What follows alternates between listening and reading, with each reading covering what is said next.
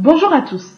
Aujourd'hui, nous allons parler d'un sujet qui a toujours intéressé et questionné les hommes, le temps. Le temps est, en effet, une donnée très difficile à définir, mais il peut être considéré comme une durée et une succession d'événements. Celle-ci est aujourd'hui mesurée par des objets qui ont envahi notre quotidien, tels que les calendriers ou diverses horloges.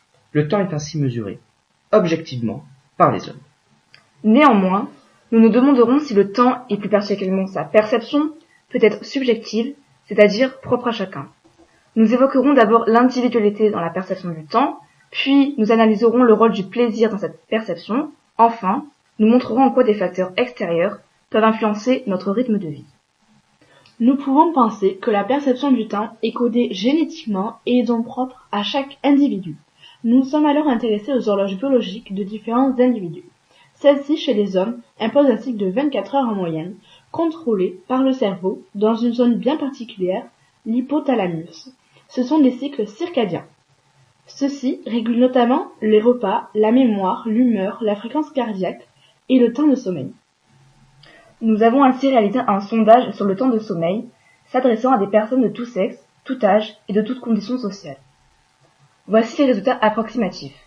La majorité des réponses est de 7 heures, mais les résultats diffèrent entre les individus, prouvant de ce fait une certaine individualité de cette horloge biologique.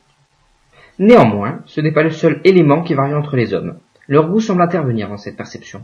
Par exemple, quelqu'un qui aime les maths et déteste les langues va trouver une heure de maths beaucoup plus rapide qu'une terrible heure de chinois. Cela se retrouve dans la littérature, et notamment chez Baudelaire, qui exprime fréquemment la perception du temps. En effet, celle-ci va fluctuer selon son humeur, qui se situe entre un état d'idéal et donc de bien-être et d'harmonie intérieure, et un état douloureux et mélancolique, le spleen.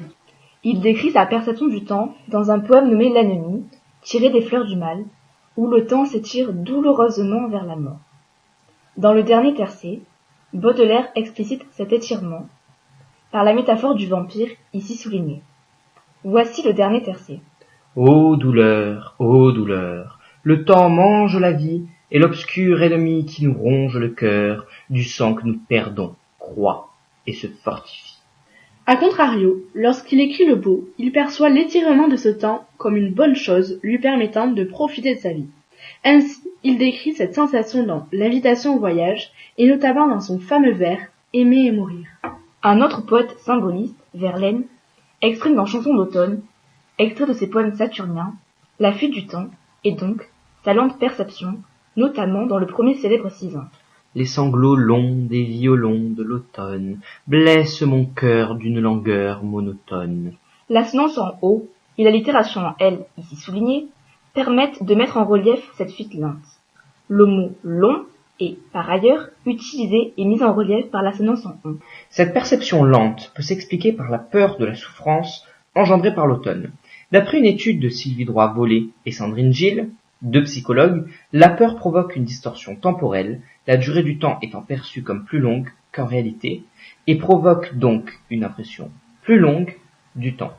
Si l'individualité et donc les goûts et les peurs des individus influent sur la perception du temps, le plaisir a également un rôle dans celle-ci. En effet, les sensations et émotions comme le plaisir sont régies par un système d'hormones qui sont des neurotransmetteurs entre les différentes régions du cerveau. Le neurotransmetteur du plaisir est la dopamine, qui nous rend heureux lors de sa sécrétion. Celle-ci peut se faire lors d'un acte que l'on aime ou un acte vital qui vise à faire perdurer l'espèce humaine, comme boire, manger ou se reproduire. Par ailleurs, certaines drogues augmentent considérablement le taux de dopamine. La dopamine est produite dans différentes zones du cerveau, comme l'aire tegmentale ventrale et l'hypothalamus. Puis elle est captée par des cellules post-synaptiques, c'est-à-dire se situant à l'extrémité d'une synapse et donc d'un neurone.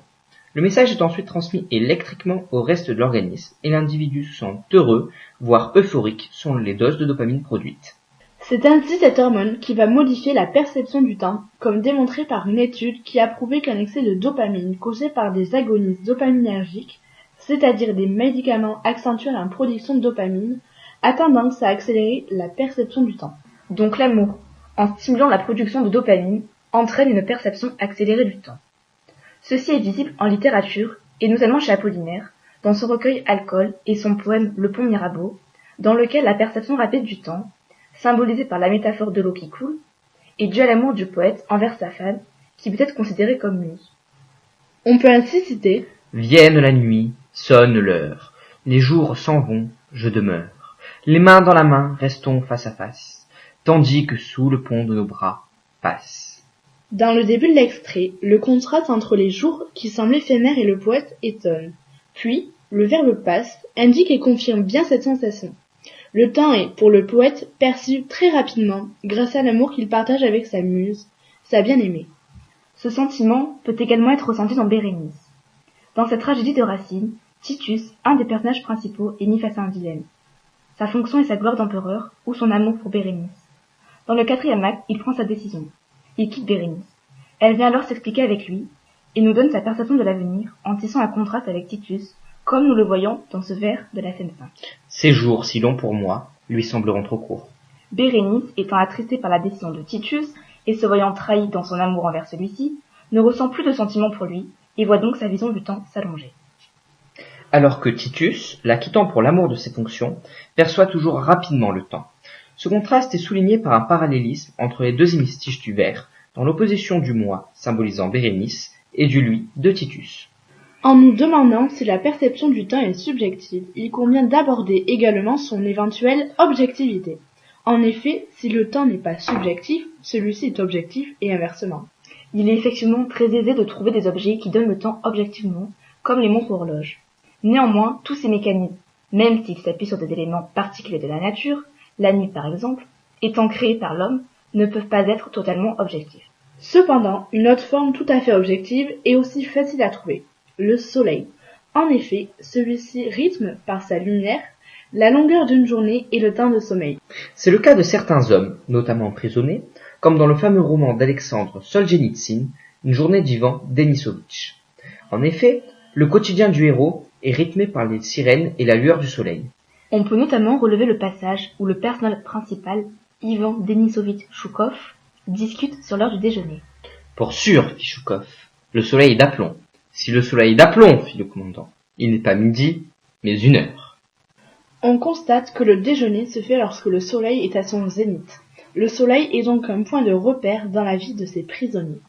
Cette influence est, par ailleurs, prouvée par une expérience réalisée par Michel Siffre. Celui-ci a effectivement passé près de 2 mois coupé du monde, à l'abri du soleil, dans une grotte et sans aucun repère temporel. À la fin de cette expérience, son rythme circadien a augmenté d'1 heure, passant de 24 à 25 heures. Enfin, des expériences ont été réalisées sur des microcèbes, c'est-à-dire des lémuriens à rythme saisonnier, consistant à reproduire des journées de 16 heures conduisant à une année de 8 mois. À la fin d'une année, on observe un vieillissement précoce des primates. Ceci étant génétiquement proche de l'homme, on peut s'attendre à des résultats similaires chez celui-ci. Cela prouve donc, une fois de plus, que le soleil a une influence sur la perception du temps. Par ailleurs, on peut se demander si en effectuant l'expérience inverse sur les hommes, il serait possible de ralentir le vieillissement. Mais bon, ne nous emballons pas trop vite.